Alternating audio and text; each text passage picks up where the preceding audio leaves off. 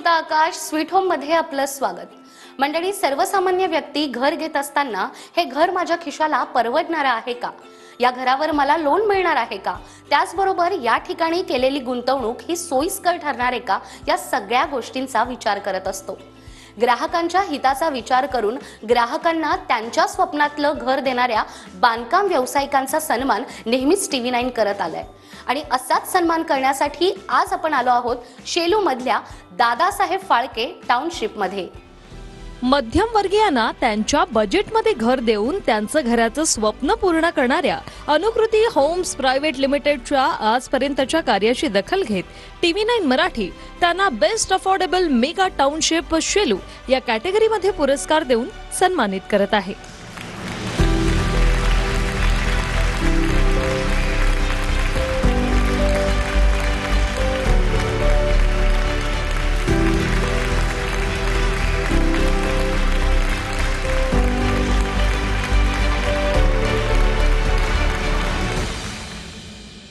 आता आपल्या सोबत आहेत दादासाहेब फाळके टाउनशिपचे marketing and sales vice president Vishwanath Phalke sir.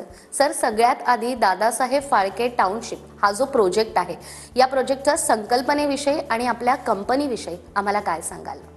नमस्कार मॅडम। दादासाहेब फाळके टाउनशिप ही टाउनशिप इथे अनुकर्ती होम्स ही कंपनी घेऊन येते। अनुकर्ती होम्स ही कंपनी सोलापूर बेस्ड कंपनी आहे। आम्ही सोलापूरचे आहोत। मुंबईमधला हा आमचा पहिला प्रोजेक्ट आहे। सोलापूरमध्ये आम्ही आत्तापर्यंत बीडी कामगार, टेक्स्टाईल वर्कर, हँडलूम वर्कर्स यांच्यासाठी आम्ही 2004मध्ये 10,000 घरांची घरकुल योजना केली होती। 2019मध्ये आम्ही 30,000 घरांची योजना आम्ही लॉन्च केली। त्या योजनेचं जी सुरुवात झाली होती, त्या योजनेच्या शुभारंभाला त्यावेळीचे पंतप्रधान मोदी साहेब स्वतः आले होते आणि आत्ता जानेवारी 2019मध्ये 15,000 घरांची चावी देण्याचा कार्यक्रमसुद्धा, त्या कार्यक्रमाला आदरणीय मोदी साहेब उपस्थित होते। आम्ही आतापर्यंत आमची कंपनी ही पंतप्रधान आवास योजनेअंतर्गत ज्या योजना आहेत त्या योजनेअंतर्गत घर बनवते। ही सुद्धा जी योजना आहे इथे शेलूमध्ये, इथे सुद्धा ही योजना पंतप्रधान आवास योजनेअंतर्गत तिला परवानगी मिळालेली आहे। या ठिकाणी आम्ही 70 एकरवर 10,080 घरांचा हा प्रोजेक्ट आम्हाला पंतप्रधान योजनेमधून आम्हाला याची परवानगी मिळालेली आहे। त्यातल्या पहिल्या फेजचे 788 घरांचं आम्ही लॉन्च केलेलं आहे। याच्या विक्रीची सुरुवात आम्ही एप्रिल 2023मध्ये केली आणि या दिवाळीपासून आम्ही याचं पोझिशन द्यायला सुरुवात करतोय। या प्रोजेक्टचं नाव जे आहे दादासाहेब फाळके टाउनशिप ठेवण्यामागचं थोडंसं रंजक इतिहास आहे। चित्रपट जनक दादासाहेब फाळके यांचा जो पहिला सिनेमा आहे याचं शूटिंग हे शेलू आणि वांगणीच्या दरम्यान त्याचं शूटिंग झालं। त्यामुळे या परिसराला एकंदरीत दादासाहेब फाळके यांचा पदस्पर्श झालेला आहे। त्याच वेळेला जसं आम्ही सोलापूरमध्ये बीडी वर्कर आणि टेक्स्टाईल वर्करसाठी ते घराचे योजना आम्ही केली होती, सुरुवातीला इथे चित्रपटामध्ये जे बॅकस्टेज आर्टिस्ट आहेत त्यांच्यासाठी ही योजना करण्याचा आमचा विचार होता। परंतु इथलं हे सेंट्रल लाईनचं लोकेशन आणि फिल्म इंडस्ट्रीचं असणारं वेस्टर्न साईडला असणारं पूर्ण स्टुडिओज आणि तिथे राहणारे बॅकस्टेज आर्टिस्ट, त्यामुळे ते शक्य झालं नाही। त्यामुळे आम्ही इथे ओपन मार्केटमध्ये आता आम्ही याची विक्री करतो आहे। या प्रोजेक्टचं वैशिष्ट्य असं आहे की आता या पहिल्या फेजमध्ये 4 टॉवर आम्ही लॉन्च केलेत। हे 4ही टॉवर जे आहेत हे 16 माळ्याचे आहेत। यात जर आपण बदलापूरपासून पाहिलं, वांगणी ते कर्जत या दरम्यान एकाही ठिकाणी कुठेही 16 माळ्याची टाउनशिप बनलेली जात नाही आहे। आमची ही जी टाउनशिप आहे ही 16 माळ्याची आहे। याची जी घरं आहेत ही घरं मायवान टेक्नॉलॉजीमध्ये बांधली जातात। मायवानमध्ये ॲल्युमिनियम शटरिंग असतं आणि RCCचं पूर्ण बांधकाम असतं, त्याला मोनोलिथिक कन्स्ट्रक्शन असं म्हणतात। या मोनोलिथिक कन्स्ट्रक्शनचा फायदा असा आहे की इथे ही भूकंपरोधक, जरी भूकंप झाला तरी इथे या स्ट्रक्चरला कोणत्याही प्रकारची हानी पोहोचणार नाही, अशा प्रकारचं बांधकाम आम्ही करतोय। तर आताच विश्वनाथ सरांनी आपल्याला या टाउनशिप बद्दल आणि हे टाउनशिप कसं भूकंपरोधक आहे हे सांगितलं। मात्र L&Tचे देशपांडे सर यांचं या टाउनशिप बांधकामाबद्दल नेमकं काय म्हणणं आहे ते आपण जाणून घेऊयात। या प्रोजेक्टची ही खासियत आहे की हे 16 मंजिलचे बिल्डिंग आम्ही डिझाईन केलेलं आहे याच्यात। आणि हे 16 मंजिलचे डिझाईन केल्यानंतरही आम्ही जे शेड्यूल ठेवलेलं आहे ते आम्ही कमीत कमी टाईममध्ये कंप्लीट करायचं ठरवलं आहे। कारण की हे आमचं कमिटमेंट आहे सगळ्यांना, वेळेत घर मिळाले पाहिजे। तर त्या 16 मंजिलच्या बिल्डिंगला आम्ही काय केलेलं आहे, कन्स्ट्रक्शन मेथड्समध्ये आम्ही टॉवर क्रेन यूज करतो आहे पॅसेंजर हॉइस्ट यूज करतो आहे आणि इथे पॅसेंजर हॉइस्टमध्ये आम्ही मटेरियल हॉइस्टही लावलेला आहे.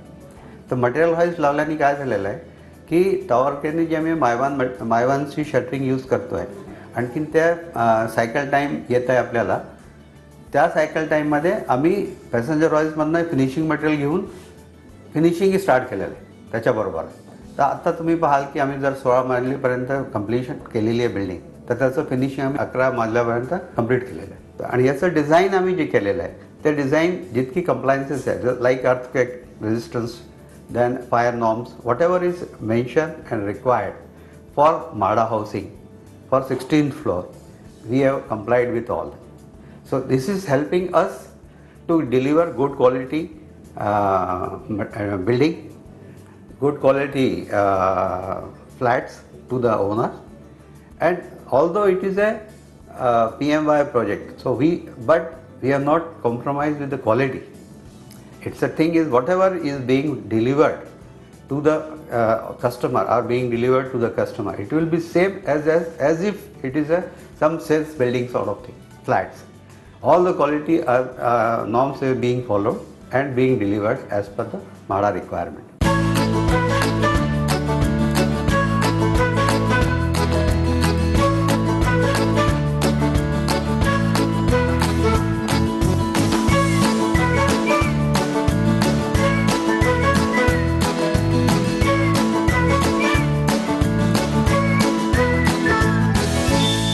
सर मला सांगा की हा प्रोजेक्ट साकारताना नेमकी तुम्ही शेलूचीच निवड का केली?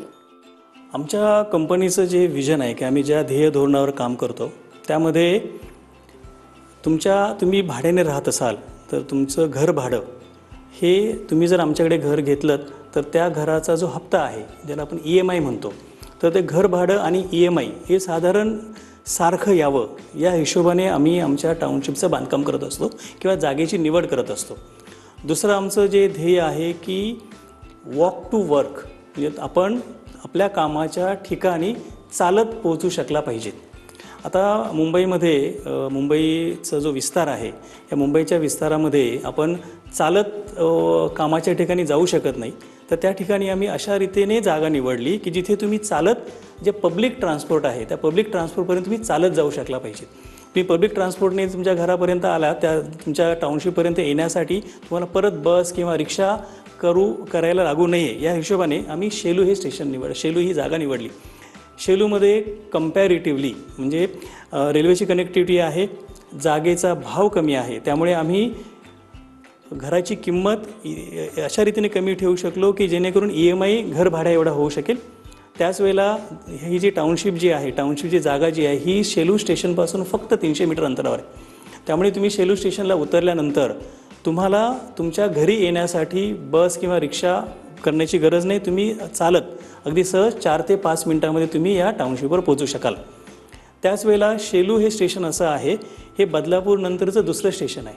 त्यामुळे सेंट्रल रेल्वेच्या कर्जत आणि खोपोलीला जाणाऱ्या सर्व लोकल्स या शेलू स्टेशनला थांबत आहेत. आजच्या तारखेला इथे फक्त 2 ट्रॅक्स असल्यामुळे साधारण 1 तासाने रेल्वे असते, लोकल रेल्वे असते. जो पीक पिरियड आपण ज्याला म्हणतो, सकाळचा किंवा संध्याकाळचा पीक पिरियड आहे, त्यावेळेला अर्धा ते पाऊण तासाने ट्रेन्स असतात. ज्या प्रकारे एकंदरीत इन्फ्रास्ट्रक्चरचे डेव्हलपमेंट होते, ज्या प्रकारे एकंदरीत रोडचं नेटवर्क डेव्हलप होते, त्यामुळे रेल्वेच्या भविष्यात 4था ट्रॅक किंवा 4 ट्रॅक्स इथे येणारच आहे. त्यामुळे जसं 4था ट्रॅक येईल त्यामुळे आज जी फ्रिक्वेन्सी तासाभरात 1 ट्रेन आहे ती फ्रिक्वेन्सी पुढे 20 ते 30 मिनिटामध्ये 1 ट्रेन अशी नक्की होणार आहे येणाऱ्या 3 ते 4 वर्षामध्ये. आमचा हा प्रोजेक्ट MMR रिजनमध्ये येतो, त्यामुळे एकंदरीत इन्फ्रास्ट्रक्चर आहे रोडचं, रेल्वेचं, इथे याची खूप डेव्हलपमेंट होणार आहे. आज हा प्रोजेक्ट बदलापूर नेरळ हायवेवर आहे, हायवेवरूनच आमच्या प्रोजेक्टची एंट्री आहे. शिवाय विरार अलिबाग कॉरिडॉर जो आहे तो इथून साधारण 11 किलोमीटरवरून तो पास होतो. तो विरार अलिबाग कॉरिडॉर जो आहे तो समृद्धी हायवेला क्रॉस करून इकडे नवी मुंबईमध्ये जातो. त्यामुळे भविष्यामध्ये हा जो विरार अलिबाग कॉरिडॉर आहे साधारण डिसेंबर 2025पर्यंत तो फंक्शनल होईल. त्यावेळेला या ठिकाणावरून तुम्हाला नवी मुंबईला पोहोचायला हार्डली 20 ते 25 मिनिट लागतील.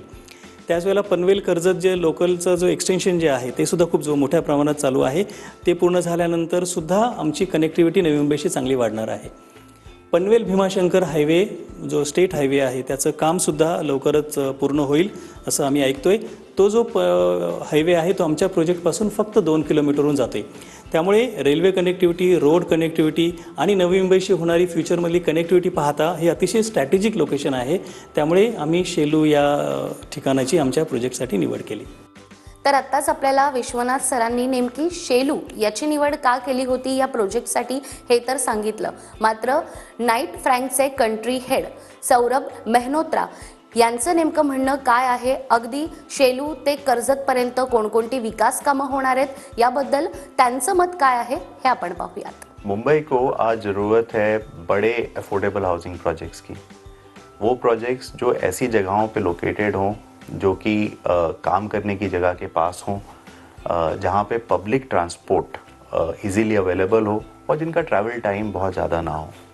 इन सब चीज़ों को देखते हुए शेलू नेरल बेल्ट एक बहुत अच्छा ऑप्शन है अफोर्डेबल हाउसिंग डेवलपमेंट के लिए. इस जगह से आज मुंबई में आप कहीं पे भी 2 घंटे के अंदर पहुंच सकते हैं. शेलू स्टेशन से पीक टाइम पे आधे घंटे की फ्रीक्वेंसी पे ट्रेन्स अवेलेबल हैं. यही नहीं, बहुत सारे इंडस्ट्रियल वेयर हाउसिंग डेवलपमेंट्स जो हैं वो इस बेल्ट में आ रहे हैं. बहुत सारा इंफ्रास्ट्रक्चर इम्प्रूवमेंट इस लोकेशन की अट्रैक्टिवनेस और बढ़ा रहा है. कुछ इंफ्रास्ट्रक्चर डेवलपमेंट जैसे Virar Alibag multi modal corridor है, वो इसी रीजन से पास कर रहा है. पनवेल करजत रेलवे लाइन यहाँ पे बन के आ रही है जो कि इस जगह की कनेक्टिविटी और इम्प्रूव कर देगा पनवेल बेल्ट पे, जहाँ पे अगेन बहुत इंडस्ट्रियल डेवलपमेंट और आ रहे हैं. इसके अलावा पनवेल भीमाशंकर हाईवे है जो कि बनेगा और इस लोकेशन की कनेक्टिविटी और इन्हांस कर देगा. तो ये लोकेशन मेरे हिसाब से अफोर्डेबल हाउसिंग के लिए नंबर 1 लोकेशन है.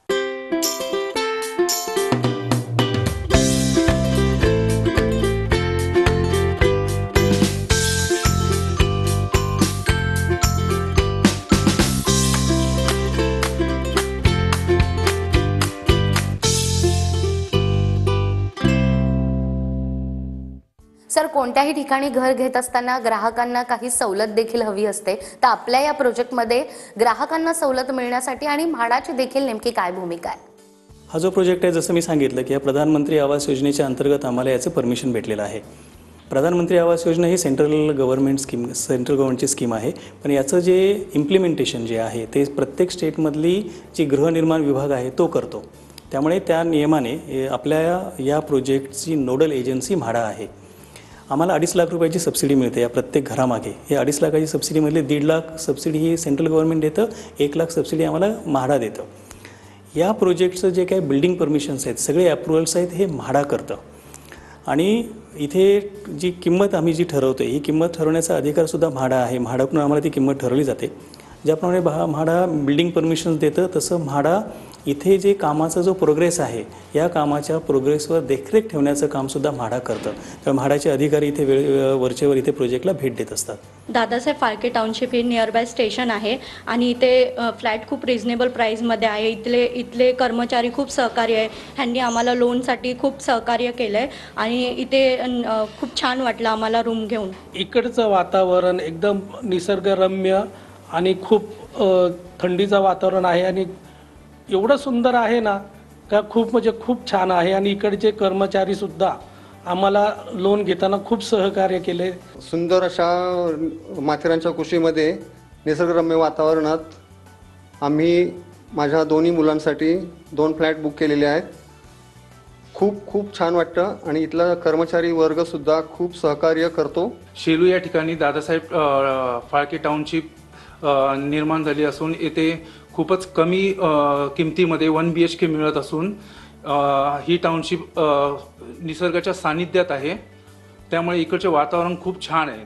इथे गार्डन खूप छान आहे आणि मला इकडचं वातावरण खूप आवडलंय आणि इकडचा फ्लॅट मला खूप आवडलाय. एकंदरीतच दादासाहेब फाळके टाउनशिप या प्रोजेक्टबद्दल आपण माहिती घेतोय आणि हा प्रोजेक्ट पाहिल्यानंतर तुम्हालाही असं वाटत असेल की तुमच्या स्वप्नातलं घर या ठिकाणी असावं, तर वाट कसली पाहताय? स्क्रीनवर तुम्हाला नंबर दिसतोय, या नंबरवर संपर्क साधून लवकरात लवकर तुमच्या स्वप्नातलं घर या ठिकाणी बुक करा. या प्रोजेक्टविषयी आपण आणखीनही माहिती घेणार आहोत एका छोट्याशा ब्रेकनंतर.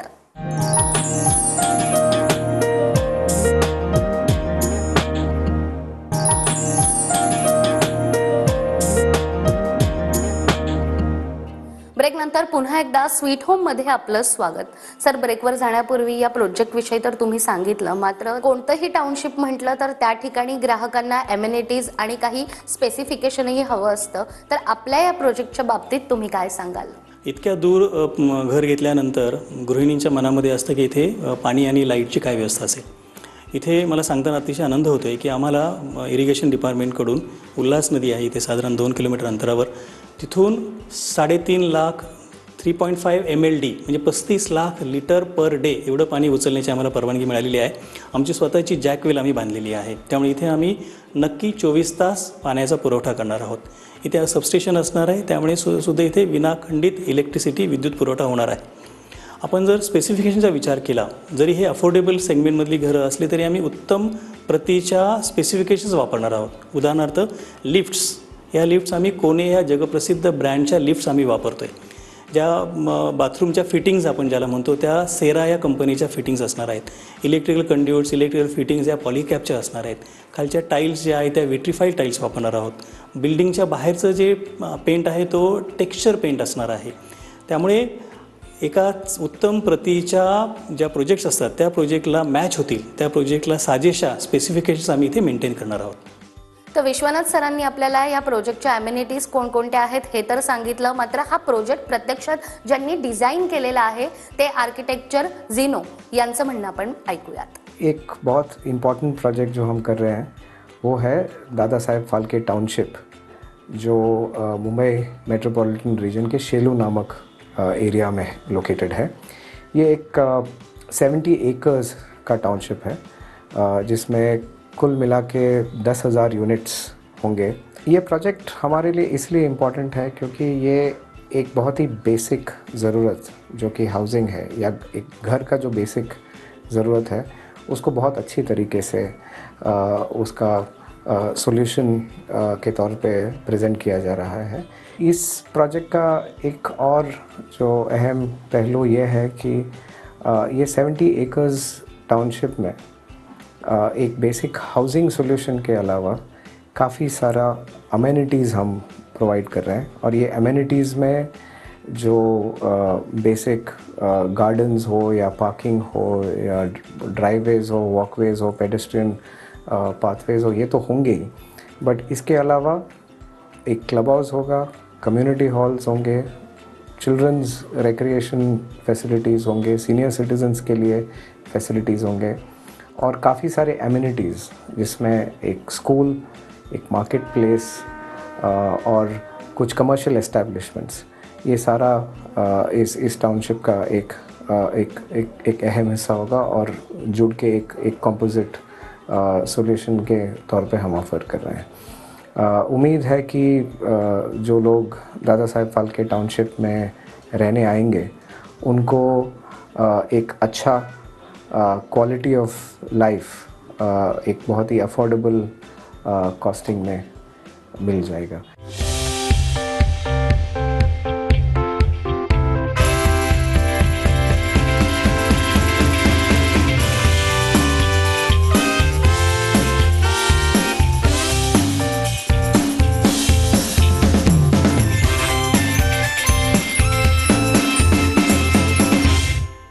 सर, आपल्या या प्रोजेक्टमध्ये घराची रचना नेमकी कशी असणार आहे, या घराच्या प्राइसिंगबद्दलही तुम्ही काय सांगाल, आणि एखाद्या ठिकाणी घर बुक करत असताना ग्राहकांना लोनसोबत बँकांकडूनही मार्गदर्शन हवं असतं, तर हे मार्गदर्शन तुम्ही ग्राहकांना कसं करता जेणेकरून ग्राहक आत्मनिर्भर होतील? इथे आम्ही 1 BHK घरं बनवतो आहे. 1 BHK म्हणजे 1 बेड हॉल किचन. या घराचा एरिया जो आहे, जो कार्पेट एरिया म्हणतो, ज्याला आपण एरिया वापरायला मिळतो त्याला कार्पेट एरिया म्हणतात, 320.65 एवढ्या स्क्वेअर फीटचं हे घर आहे. याचा बांधकामाचा जो एरिया आहे, कन्स्ट्रक्शन एरिया साधारण 450 फुटाचा आहे. या 320 फूट कार्पेट एरियाच्या घराची किंमत जी ॲग्रीमेंट व्हॅल्यू आहे ती 15.5 लाख रुपये आहे. या 15.5 लाख रुपयामधून 2.5 लाख रुपयाची, जसं मी अगोदर सांगितलं, प्रधानमंत्री आवास योजनेअंतर्गत ती सबसिडी मिळते. ती सबसिडी आम्ही कस्टमरला पास ऑन करतो. त्यामुळे कस्टमर, जिथे याला आम्ही बेनिफिशरी म्हणतो, कस्टमरला इथे फक्त 13 लाख रुपये आम्हाला द्यायचे. या 13 लाख रुपयामध्ये स्टॅम्प ड्युटी, रजिस्ट्रेशन, GST वगैरे सर्व चार्जेस याच्यामध्ये इन्क्लुडिंग आहेत. या ठिकाणी जर आपण इतर प्रोजेक्ट्स जर आपण तुलना केली तर इथे 1 BHK 19 ते 20 लाखाला पडतो, अधिक स्टॅम्प ड्युटी रजिस्ट्रेशन मिळून हे 1 BHK 21-22 लाखापर्यंत जातो. आमच्याकडे हा जो 1 BHK हा फक्त 13 लाख रुपये ऑल इन्क्लुझिव्ह हे घर आपल्याला पडतं. आता इथे येणारा जो आमचा कस्टमर आहे हा अनऑर्गनाइज सेक्टरमधून येतो, किंवा ऑटो रिक्षा चालवणारे, किंवा फळभाजीचा व्यवसाय करणारे, किंवा सिक्युरिटी गार्डमध्ये काम करणारे. तर या कस्टमर्सला लोन मिळण्यासाठी आम्ही अनेक बँकांशी APF करून ठेवलेलं आहे, टायअप करून ठेवलेलं आहे, ज्याच्यामध्ये अगदी बँक ऑफ इंडिया, HDFCपासून ते IIFL, स्वतंत्र मायक्रो हाऊसिंग, रेपकोपर्यंत आम्ही टायअप करून ठेवलेलं आहे. कस्टमरचे लोन डॉक्युमेंट आल्यानंतर, कस्टमरचे डॉक्युमेंट्स आल्यानंतर त्या डॉक्युमेंटचा अभ्यास करून या कस्टमरचं लोन कोणत्या बँकेमधून सहज होऊ शकतं त्या बँकेमध्ये आम्ही ती फाईल देतो आणि कस्टमरला त्या प्रकारे आम्ही मार्गदर्शन करतो. 2 झालं तर कस्टमरचं घर बनते आणि तो त्याच्या भाड्याच्या घरातून किंवा चाळीच्या घरातून तो या ठिकाणी येतोय आणि तो आणि त्याचं कुटुंब एक प्रकारे आत्मनिर्भर बनते. तर आता विश्वनाथ सरांनी सांगितल्याप्रमाणे ग्राहकांना जेव्हा घर घ्यायचं असतं तेव्हा बँकेकडून देखील त्यांना कशा पद्धतीनं सहकार्य मिळतं हे आपण जाणून घेऊयात. मागील 1-1.5 वर्षापासून आम्ही दादासाहेब फाळके टाउनशिपसोबत काम करतोय. हा प्रोजेक्ट अनुकृती होम्स आणि म्हाडा यांच्या विद्यमानाने सुरू आहे. इथे आम्ही मागील 1-1.5 वर्षात बऱ्याच ग्राहकांना त्यांचे स्वप्न पूर्ण करण्यासाठी मदत केली आहे. याच्या पुढेही आम्ही हे कार्य करत राहू. बँक ऑफ इंडिया जसं तुम्हाला माहितीच आहे रिलेशनशिप बियॉन्ड बँकिंग, त्याच्यामुळे आम्ही ग्राहकांना स्पेशली आता आपण इथं बघितलं तर मिडल क्लास लोकांना आपण बघतोय की अफोर्डेबल होम्स या प्रोजेक्ट तर्फे तुम्हाला पुरवण्यात येतात आणि त्यासाठी आम्ही तुमचे स्वप्न पूर्ण करण्यासाठी तुम्हाला नक्की मदत करू. तर या प्रोजेक्टला तुम्ही नक्की भेट द्या आणि आपले स्वप्न पूर्ण करा. सर, एकंदरीतच दादासाहेब फाळके टाउनशिप या संपूर्ण प्रोजेक्टबद्दल आज तुम्ही आम्हाला इतकी महत्त्वाची माहिती दिली. तुमचे खूप खूप आभार. धन्यवाद. काय मग तुम्हाला कसा वाटला दादासाहेब फाळके टाउनशिप हा संपूर्ण प्रोजेक्ट? तुम्हालाही असं वाटतंय ना की तुमच्या स्वप्नातलं घर या टाउनशिपमध्ये नक्की असावं? तर मग वाट कसली पाहताय? स्क्रीनवर तुम्हाला नंबर दिसतोय, या नंबरवर संपर्क साधून आजच तुमच्या स्वप्नातलं घर तुम्ही बुक करू शकता. त्याचबरोबर स्वीट होममध्ये आता वेळ झाली आहे इथेच थांबण्याची. पुन्हा भेटूया अशाच एका नव्या प्रोजेक्टसह. तोपर्यंत धन्यवाद.